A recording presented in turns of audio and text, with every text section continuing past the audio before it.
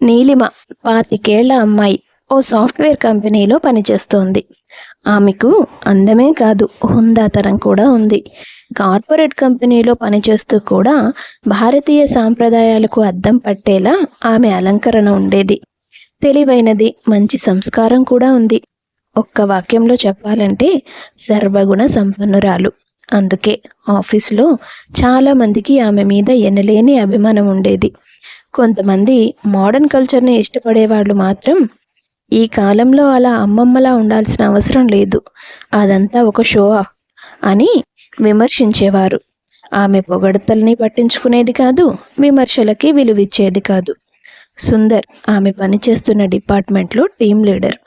అతనికి ఆమె ఉద్యోగంలో చేరిన ఒక్క నెల రోజుల పరిచయంలోనే ఎంతగానో నచ్చింది.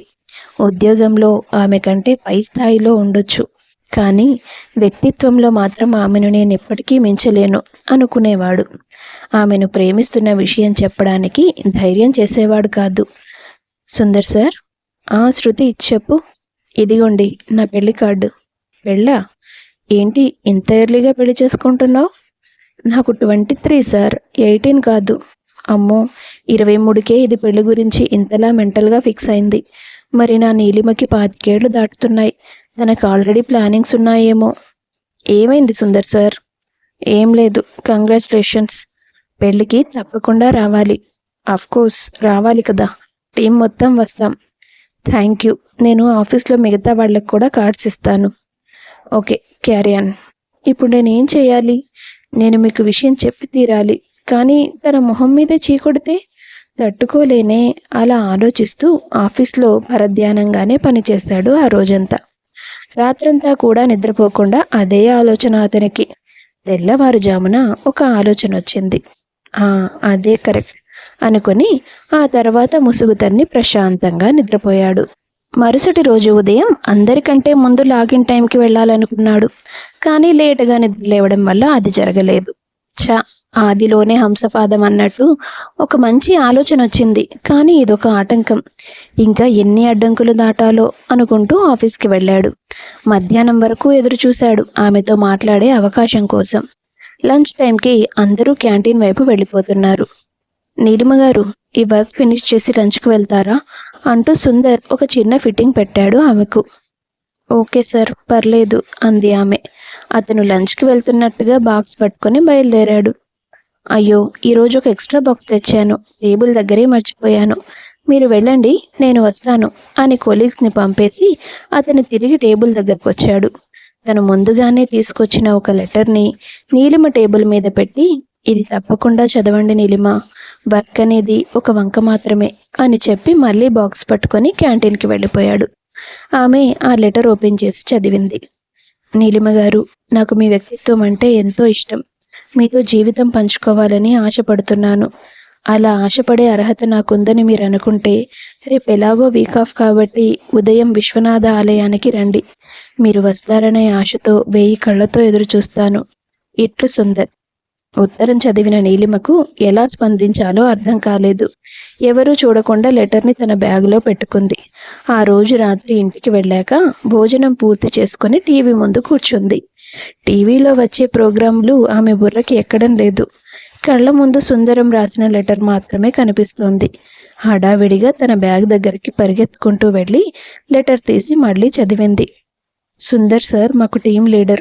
సాఫ్ట్వేర్ కంపెనీలో అమ్మాయిని ఫ్లర్ట్ చేయడం కామన్ అయిపోయింది ఇవాళ రేపు. కానీ సుందర్ సార్ అలాంటి బిహేవియర్ ఎప్పుడూ చూపించలేదు. నేను తన టీంలో పనిచేస్తున్న వ్యక్తినే అయినా ఆయన నన్ను ఎంతో గౌరవంగా సంబోధిస్తారు. అలాంటి వ్యక్తి మనసులో ఇలాంటి ఆలోచన ఉంటుందని నేను ఊహించలేకపోయాను. కానీ ఇప్పుడు నేనేం చేయగలను? పెళ్ళి అనే ఆలోచనకి దూరంగా ఉండాలనుకున్న నేను ఆయనకేం సమాధానం చెప్పాలి? ఇప్పుడు నా సమాధానం కంటే ప్రశ్నలే ముఖ్యం. నా ప్రశ్నలకి ఆయన దగ్గర ఉన్న సమాధానాలేంటో తెలిసాక ఏం చెప్పాలో నిర్ణయించుకోవచ్చు అనుకుంది ఆమె. మరుసటి రోజు ఉదయాన్నే లేచి రెడీ అయ్యి ఆకుపచ్చ రంగు పట్టుచీర కట్టుకుని గుడికి వెళ్ళింది. ఆమె చేరుకోవడానికి ముందే సుందర్ గుడిలో ఆమె కోసం ఎదురు చూస్తున్నాడు. కాసేపట్లో నీలిమ గుడికి చేరుకోగానే ఆకుపచ్చ రంగు చీరలో ఆమెను చూసి, నా ప్రేమకి గ్రీన్ సిగ్నల్ ఇస్తున్నానని సింబాలిక్గా చెప్పడానికి కట్టుకొచ్చిందా? ఒరేయ్ సుందర్, అతిగా ఆలోచించకు. ముందు తనేం చెప్తుందో విను. అంతలోనే ఆమె అతని ఎదురుగా వచ్చి నిలబడింది. నీలిమ, నీకేం కోపం లేదుగా? ముందు దర్శనం చేసుకుందాం సుందర్ సార్.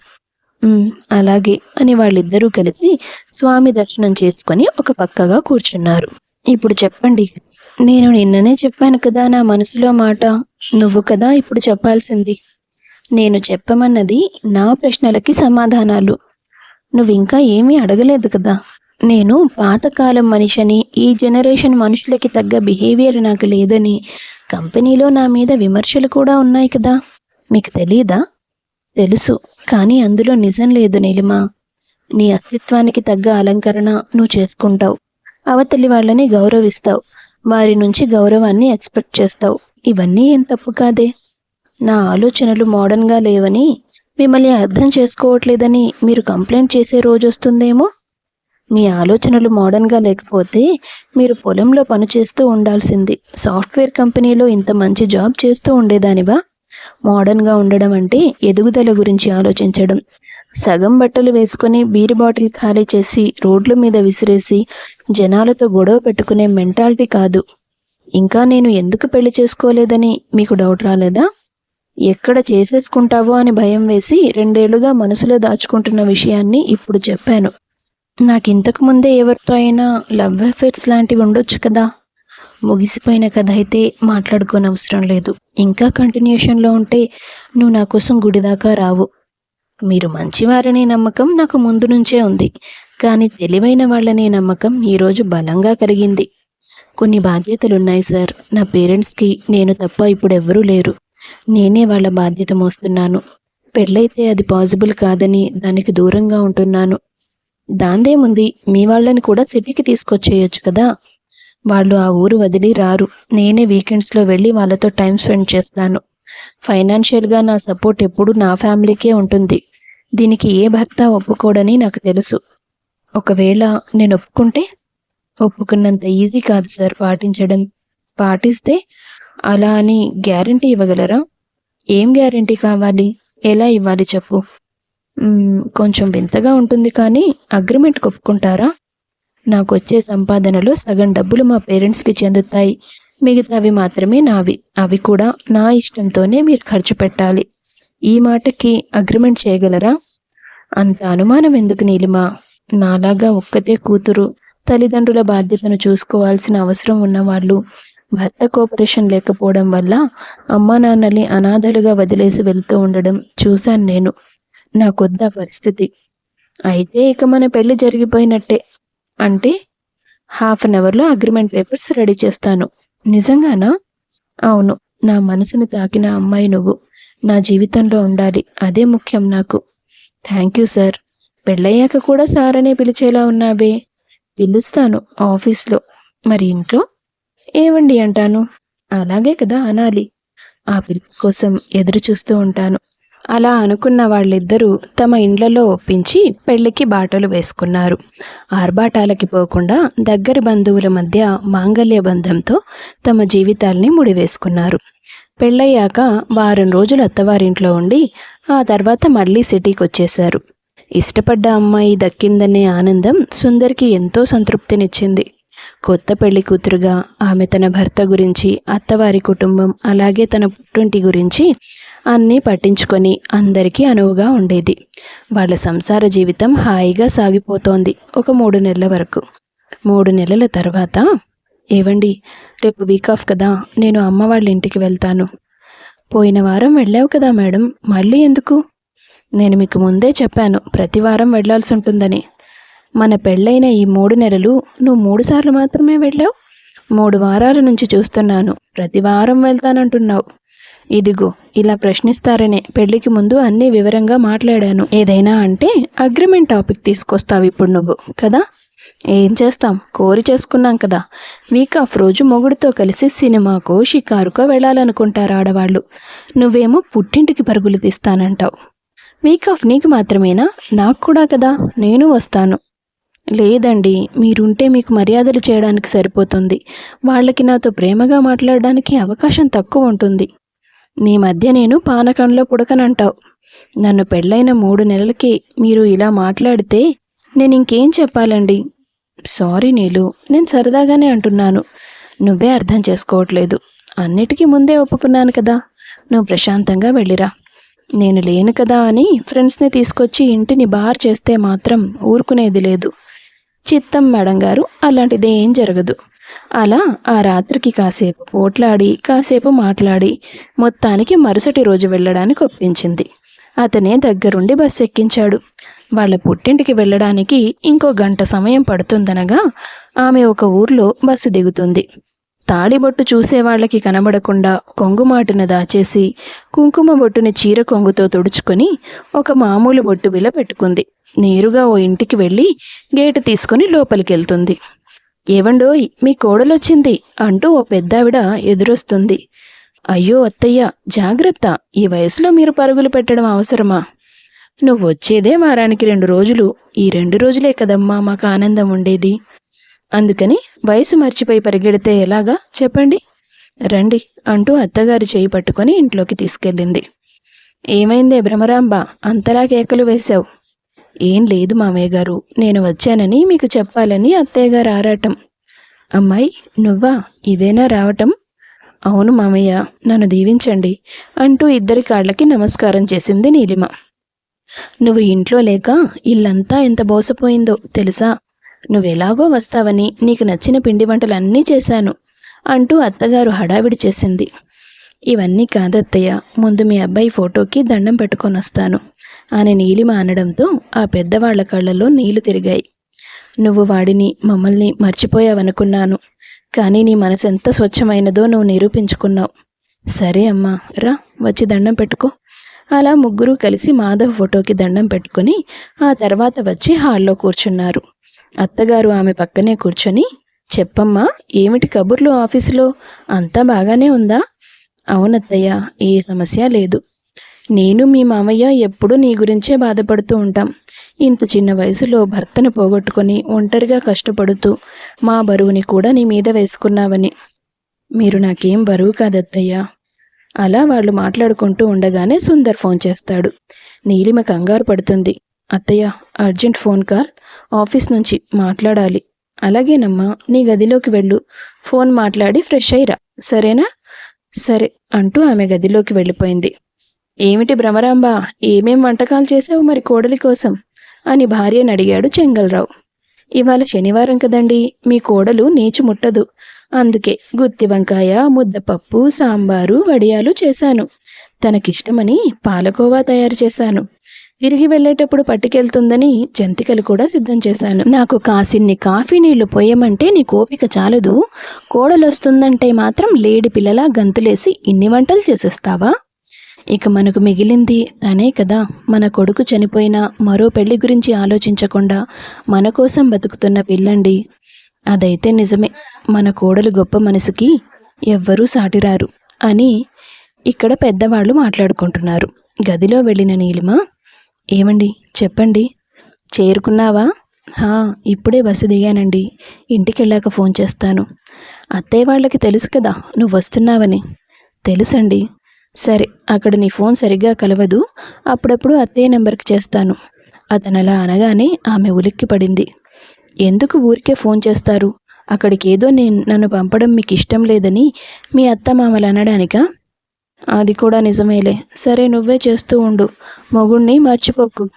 అలాగేనండి అని చెప్పి ఫోన్ పెట్టేసింది ఆమె. ఇలా ఎంతకాలం అబద్ధాల ఊబిలో చిక్కుకొని ఉండాలి నేను? ఈ ఇంటి గురించి నా భర్తకి చెప్తే, అమ్మో, ఆయన అర్థం చేసుకోకపోతే నా కాపురం కూలిపోతుంది. ఈ సమస్యలన్నింటికి పరిష్కారం ఒకటే అంటూ హడావిడిగా మరోవెరకో ఫోన్ చేసింది. ఓ 10 నిమిషాలు చాలా టెన్షన్గా మాట్లాడింది. ఆ తర్వాత స్నానం ముగించుకుని మళ్ళీ వచ్చి అత్తమామల దగ్గర కూర్చుంది. వాళ్ళు ఆమెకు ప్రేమగా కుసిరి కుసిరి వడ్డించారు. వారమంతా నేను ఎలాగో ఉండనత్తయ్య, వచ్చినప్పుడైనా నన్ను పని చేయనివ్వచ్చు కదా, అలాగైనా కాసేపు మీకు రెస్ట్ దొరుకుతుంది. నాకు రెస్ట్ ఎందుకమ్మా? అవునమ్మా, మీ అత్తయ్యకి రెస్ట్ ఎందుకు? కానీ ఇంకా 16 ఏళ్ల బాలాకుమారి కదా. ఊరుకోండి, కోడలు ముందు మీకు పరాచకాలు అవసరమా? ఇంత వయసు వచ్చినా మీరిద్దరూ ఎంత అన్యోన్యంగా ఉంటారత్తయ్య. చూస్తుంటే నాకు చాలా ఆనందం వేస్తుంది. ఆ ఆనందం భగవంతుడు నీకు రాయలేదు. అదే మాకు బాధేస్తుందమ్మా. మేము బతికుండగానే నీకు మరో పెళ్లి చేసి మా బాధ్యత తీర్చుకోవాలని మనసులో ఉంది. కానీ అంత స్తోమత ఎక్కడిది? నీకు తగ్గ చదువులు చదివిన వాడిని తెచ్చి మేం కట్టబెట్టగలమా? ప్లీజ్ అత్తయ్య, ఈ విషయం గురించి మీరు ఆలోచించకండి. నిజంగా అలాంటిది జరగాలని రాసుంటే ఎవ్వరూ ఆపలేరు. అప్పటి వరకు నా ముందు దీని గురించి మాట్లాడొద్దు. సరేలే, మాట్లాడను, కానీ కడుపు నిండా తృప్తిగా తిను. అలా వాళ్ళు ముగ్గురు కలిసి ఆనందంగా భోజనం పూర్తి చేశారు. అత్తమామలు చూడకుండా భర్తతో, భర్తకు తెలియకుండా అత్తమామలతో మాట్లాడుతూ ఆ 2 రోజులు చాలా టెన్షన్ పడుతూ ఉండేది నీలిమ. సోమవారం ఉదయం అవ్వగానే ఆమెకు రెక్కలు వచ్చినట్టుగా అయ్యేవి. ఇక నేను బయలుదేరుతానత్తయ్య అంటూ ఉదయం 6 గంటలకి బస్సు ఎక్కేసేది. భ్రమరాంబ, చెంగల్రావులు కన్నీళ్లతో ఆమెను సాగనంపేవారు. 8 గంటలకల్లా సిటీలో ఉండేదామె. ఇల్లు బస్టాండ్కి కాస్త దగ్గరే కాబట్టి త్వరగా చేరుకునేది. అమ్మయ్య, వచ్చేసావా? నేను చూసే వరకు నా మనసులో ఉండదు నీళ్ళు. మీ గారాలు తర్వాత, ముందు రెడీ అవ్వండి, ఆఫీస్కి టైం అవ్వట్లా. అలా చిన్న చిన్న పనులు చూసుకొని భర్తతో కలిసి ఆఫీస్కి బయలుదేరేది. ప్రతి వారం ఇదే తంతు. 1000 అబద్ధాల మధ్య అయితే భర్తకు లేదా అత్తమామలకు దొరికిపోతానేమో అని భయపడుతూ ఉండేది. కానీ 6 నెలల తర్వాత ఓ రోజు ఆ సందర్భం రానే వచ్చింది. తల్లిదండ్రుల దగ్గరికి వెళ్తానని చెప్పి నీలిమ అత్తమామల దగ్గరికి వెళ్ళింది. ఆమె తల్లిదండ్రులు ఆమెకు ఫోన్ చేశారు. కానీ నీలిమ ఫోన్ లిఫ్ట్ చేయలేదు. 4-5 సార్లు చేసినా లిఫ్ట్ చేయకపోవడంతో అల్లుడికి చేశారు. అల్లుడు గారు బాగున్నారా? బాగున్నానత్తయ్య, మీరు ఎలా ఉన్నారు? మామయ్య గారు ఎలా ఉన్నారు? మేం బాగున్నాం. అమ్మాయి ఫోను కలవడం లేదల్లుడు, ఒకసారి మాట్లాడిస్తారా? ఏమన్నారు? నీళ్ళు ఫోన్ కలవట్లేదా? అవును, ఎందుకలా అడిగారు? తను మీ పక్కన లేదా? అత్తయ్య, తను కాస్త పనుందని వెళ్ళింది, ఇంకా ఇంటికి రాలేదు. వచ్చాక మాట్లాడిస్తాను. అలాగే, ఇద్దరూ సంతోషంగా ఉండండి. మాకదే కావాలి, అంతకు మించి మరేది అవసరం లేదు. నీలిమ అత్తయ్య వాళ్ళ దగ్గరికి వెళ్ళకపోతే మరెక్కడికి వెళ్ళినట్టు? ఒకసారి తనకి ఫోన్ చేద్దాం. లేదు, ఇప్పుడు చేస్తే అనుమానం వస్తుందేమో. మెసేజ్ పెడదాం. హాయ్ నీలు, నేను బయటకి షాపింగ్కి వచ్చాను, నీకు ఏదైనా కావాలంటే చెప్పు, కొంటాను అని మెసేజ్ చేశాడు. అరగంట తర్వాత తన ఫోన్ చూసుకుంది నీలిమ. గుడికి వెళ్లే కంగారులో ఫోన్ ఇక్కడ మర్చిపోయాను, ఏ ప్రాబ్లం అయినా వచ్చిందా అంటూ పరుగు పరుగున వచ్చి ఫోన్ చూసింది. తల్లిదండ్రుల నుండి ఫోన్ ఉంది, భర్త నుంచి మెసేజ్ ఉంది. అవి రెండూ చూడగానే భయం వేసింది. ముందు తన భర్త పంపిన మెసేజ్ చూసుకుంది. షాపింగ్ గురించా?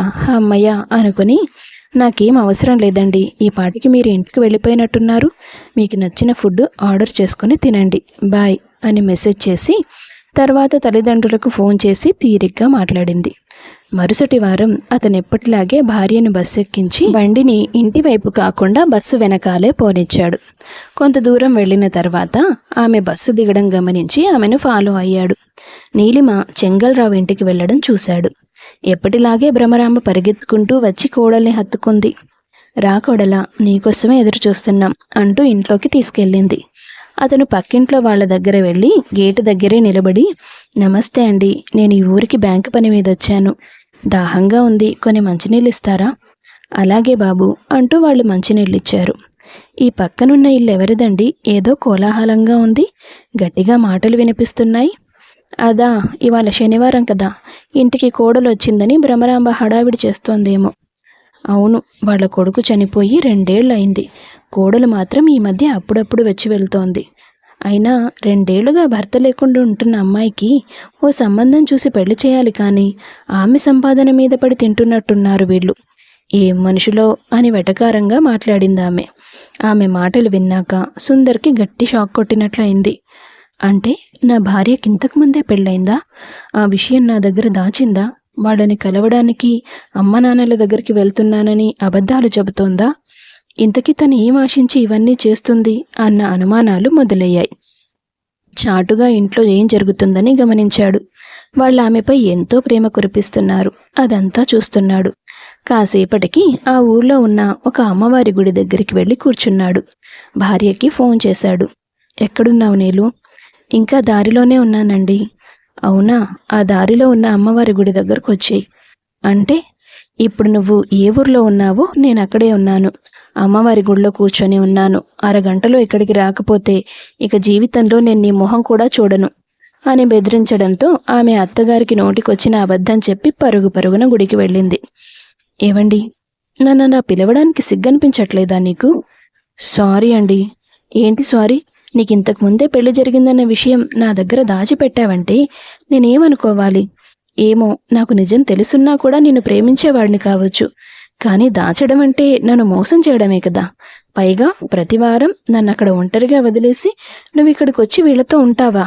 అంటే ఇంకా నువ్వు గతంలో ఉన్నట్టే కదా. నీలిమ ఏమీ మాట్లాడలేదు. కన్నీళ్లు పెట్టుకుంటూ భర్త గుండెల మీద వాలిపోయింది. నేను ప్రతివారం మీకు అబద్ధం చెప్తున్నాను, అది నిజం. కానీ నాకు ఇంతకుముందు ఎవరితోనో పెళ్లి జరగలేదండి. అలా అయితే వాళ్ళు నిన్ను తమ కోడలను ఎందుకు అంటున్నారు? నువ్వెందుకు వాళ్ళ గురించి అంత పట్టించుకుంటున్నావు? తప్పుని సరిదిద్దుతున్నాను. తప్పేంటి? నాకు మా అమ్మ నాన్న తప్ప ఎవరూ లేరని చెప్పాను కదా, అది అబద్ధం. నాకు ఒక చెల్లెలుంది, కుసుమ. మేమిద్దరం కవలలం. ఏంటి? అవును. 2 ఏళ్ల క్రితం కుసుమ ఫ్రెండ్స్తో కలిసి కొడైకెనాల్ ట్రిప్కి వెళ్ళింది. దారిలో పెద్ద యాక్సిడెంట్ జరిగింది. కొంతమంది లోయలో పడిపోయారు, ప్రాణాలు పోయాయి. అప్పటి నుంచి కుసుమ కనిపించడం లేదు. తను చనిపోయిందని మేమంతా నమ్మాం. గుండె పగిలిపోయేలా ఏడ్చాం. ఆ తర్వాత నాకు పెళ్ళై వెళ్ళిపోతే అమ్మా నాన్న ఒంటరిగా ఉండిపోతారన్న భయంతో నేను పెళ్లి చేసుకోవాలనుకోలేదు. వాళ్ళు నన్ను పెళ్లికి ఒప్పిస్తూ వచ్చారు. అదే సమయంలో మీరు మీ ప్రేమను బయట పెట్టారు.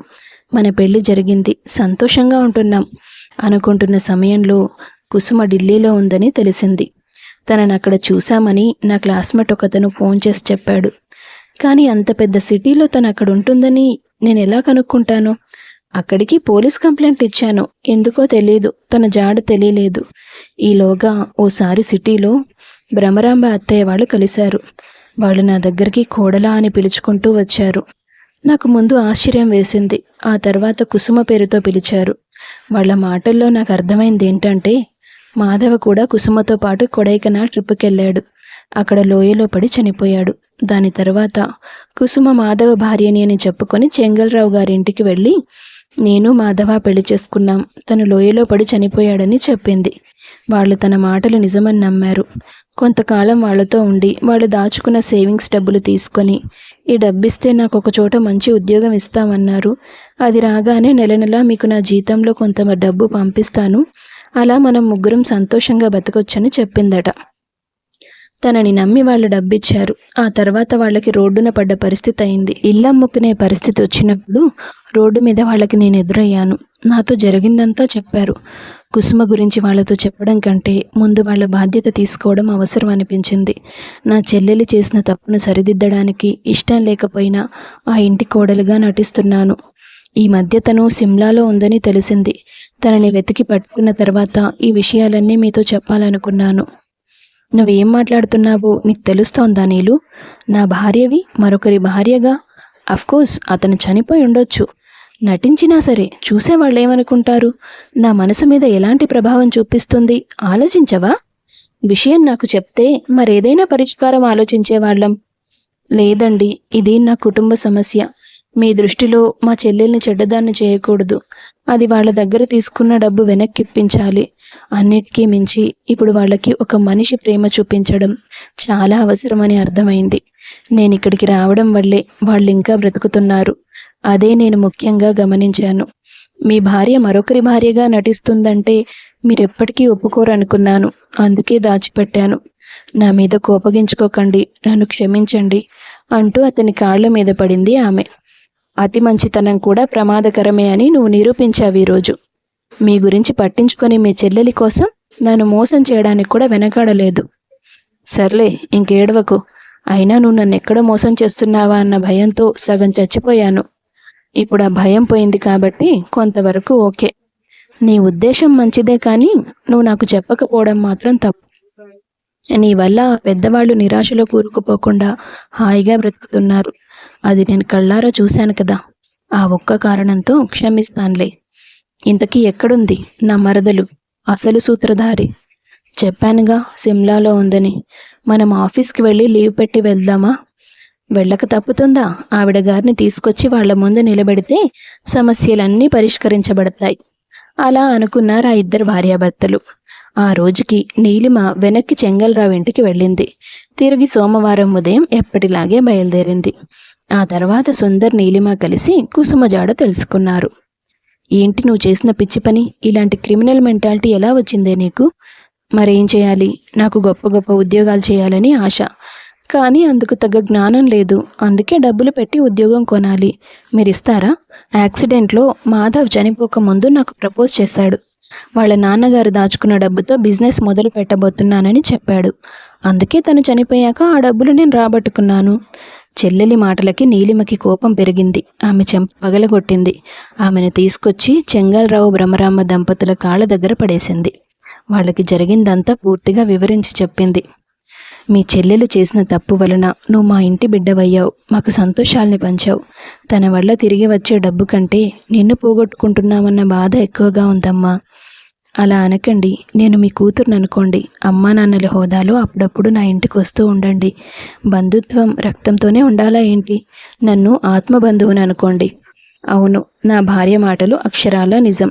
ఇక నుంచి మీరు మా అత్తమామల హోదాలో మా ఇంటికి వచ్చి వెళ్ళొచ్చు.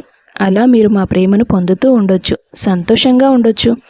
నువ్వు అదృష్టవంతుడివి బాబు. నీలిమ లాంటి భార్య దొరికింది. అదైతే నిజమే. ఇప్పుడు మీరు అర్జెంటుగా చేయాల్సింది ఏంటంటే మమ్మల్ని ఆశీర్వదించండి అంటూ కొన్ని అక్షింతలు తీసుకొచ్చి వాళ్ళ చేతుల్లో పెట్టారు. వాళ్ళ ఆశీర్వాదం తీసుకున్నారు. మా మొహం చూసి మా మరదల పిల్లని క్షమించండి. పోలీస్ కేసు లాంటివి పెట్టకండి. అయ్యో, అలా ఏం చెయ్యం. అక్కడితో రెండిళ్ల కోడలుగా ఉండాల్సి వచ్చే నీలిమ పాత్ర ముగిసిపోయింది. తన భర్తతో కలిసి సంతోషంగా తన సొంత అత్తవారింట్లో మాత్రమే కోడలిగా బ్రతికింది. కథ నచ్చితే వీడియో లైక్ చేసి షేర్ చేయండి. తప్పకుండా ఛానల్ను సబ్స్క్రైబ్ చేసుకోండి. మీ అభిప్రాయాన్ని కామెంట్స్ రూపంలో తెలియపరచండి. అందరికీ ధన్యవాదాలు.